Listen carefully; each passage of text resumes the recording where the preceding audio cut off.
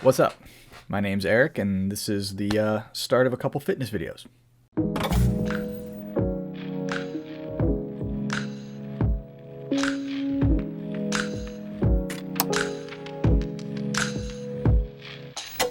So, to kick things off, because I think this will probably be the very first video on a set of hopefully weekly videos going into the new year, my name is Eric.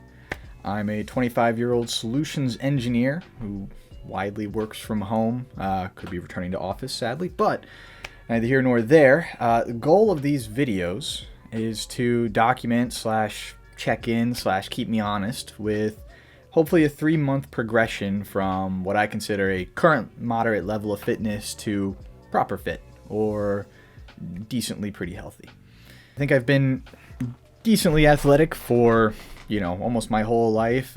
Senior year of college definitely was the strongest I ever was, and then graduating post things just kind of did things to, keep the maintenance going and keep a relative level of fitness. The pandemic hit, I picked up skateboarding, which kept me decently active. I did jiu-jitsu. I'm also doing jiu-jitsu now. But I think, over the last couple of years, I haven't really given myself full commitment to the gym for a very moderated period of time. I'll show something up on the screen now of, start of 2021 was getting back into the gym since the pandemic, since the lockdown. That was probably the most consistent I've been in a long time. You can see some of the progression, I think, that I made during that period, which is still good. I still have that strength to some extent. However, I think that, one, with moving and being further away from the gym and just kind of general lack of motivation as it gets darker out and, work sets in, I think that it'll be good to keep these videos and keep them as a habit and keep me disciplined and going forward. So, to set the scope of this video, we're going to cover just kind of, week 1 or week 0, if you will, level setting and understanding, one, current situation, current physique, current details and height and weight about me, what the schedule will potentially look like, diet, macros, and all that kind of included along the way, as well as potential problems that I see arising, even though this is not some crazy challenge. It's just asking me to be consistent for 3 months or so, which, we've all been on that journey, maybe not. And if you have, you understand that can be a long time, especially if you're going to try to count macros and kind of keep things consistent like I plan on doing. All right, let's talk current physique. You may have noticed a quick outfit change and lighting change. That's because, in full transparency, this is recorded post-holidays, right? So this is January 2nd. The videos that you're seeing are coming after a 10 days, 11 days of essentially eating and drinking and doing whatever I want. So I may have inflated it a little bit forward or a little bit upwards in terms of our starting point, but it'll just make me look all that much better in a couple of months. All right, moving into some of the specifics, kind of a tail of the tape, if you will. For height specifically, I'm 5'9.5". Keep the half inch on your mind. Very important to me. We don't want to lose it.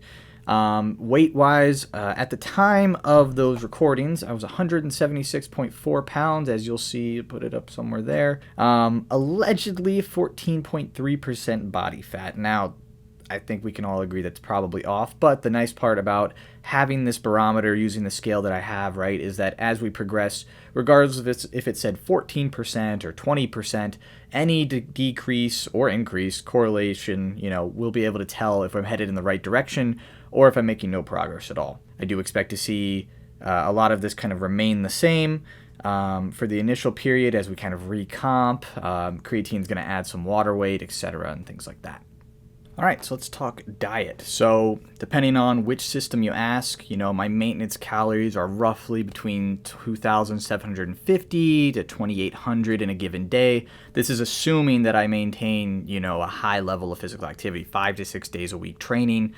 So with those numbers in mind, to maintain maintenance, right, we could do the kind of recommended TDEE split of 30, 35, 35, which is 205 grams of protein, 100 and how much? 6 grams of fat and 240 grams of carbs would keep me purely maintenance level. We're going to look for, kind of start off at a 250 calorie cut. It's small, But I think, one, this is more of a recomp for me. I'm already decently fit, but I'm just going to be trying to cut out some of the bad nutrition in my life and keep the protein coming. With some things like jujitsu and training as hard as I'm going to be, as starting out, I think you want to keep the calorie cut low, if at all. Maybe I switch up entirely to be maintenance, because I don't want to gas myself out, right? I don't want fatigue to set in too quickly and be demotivated or de-energized and not be able to actually complete my goal. So that's the big thing. So with a 250 calorie deficit, we're looking at around almost 190 grams of protein, which is a lot of protein. I'm not going to lie, for me, it's going to be hard to get that much. Obviously, I'll use some supplements here and there. 97 grams of fat, 219 grams of carbs. I think I should be good on both those fronts. I have a very low-fat diet as it is. I am a little carb-heavy, to be completely honest, so we'll have to, really look into the diet and think about kind of the meal prep and meal plans that go into that. This brings me into the kind of last section here of potential problems I might be running into. Let's start with the diet, since that's what we were just talking about. Look, I'm 25. Alcohol is a lot of the social scene that I work with, but it's also a lot of the empty calories. So I can foresee that being a challenge. I already got a built-in couple of cheat days end of January, specifically because I already planned a trip. And fuck it, you gotta live, you gotta do what you gotta do. And don't, what am I dieting for anyway for 3 months and to get into March and not have a drink here and there? That's fine. Don't have to be completely abstinent, I believe, on all these things, but part of this is also going to try to be super strict on as everything else that I can be along the way. So that's one piece of the equation that might be difficult, is the alcohol consumption at social events, things like that. But just meeting these overall high level of macros might be difficult. The protein is number one. I mean, I've tracked calories before in the past here and there, and even to get 140 to 150, I felt like I was pushing it. So now I got to add 35 to 40 grams of protein on top of that. That's basically a scoop and a half of protein powder on top of any other protein powders I'd be doing in a day. So that could be difficult. Planning meals and snacks, kind of goes hand in hand with these macros, but I think measuring out and countering and trying to get the exact grams and ounces or what have you, I've never fully done before because it's never really mattered. But if I'm trying to maintain this specific deficit, it's going to take some more time and it's going to take some more doing. But hopefully along the way, right, we can, maintain the progress. I think that's part of this is, this is a fun hobby to do. Hopefully it keeps me honest. And by tracking this and keeping the weekly uploads, we can do all that. Other problem, going to the gym right now, it's decently far away. And for a lot of training, right, I think it's, with rush hour, it'll probably be like 25 minutes, which doesn't sound like a lot, but I've become such a spoiled brat about that. I work from home. I don't travel a lot in terms of driving. And so 25 minutes each way on top of more than an hour of training, top of cleaning up when you get back home, really cuts into a lot of the day. So might need to find a closer gym, which I can totally do depending on if there's a gym around. Last thing is probably, potentially a company return to office. That was just announced at my company. So that could throw a wrench into the timing of everything. If I have to commute and, go back and forth at work and come home and deal with seasonal depression and everything else along the way, I could see a few problems arising with that. But hey, we got vitamin D pills. We're going to be all right. Speaking of supplements that might be used, we're going to try to keep this, super natural, super clean. I want everyone to be able to say they could do this as well.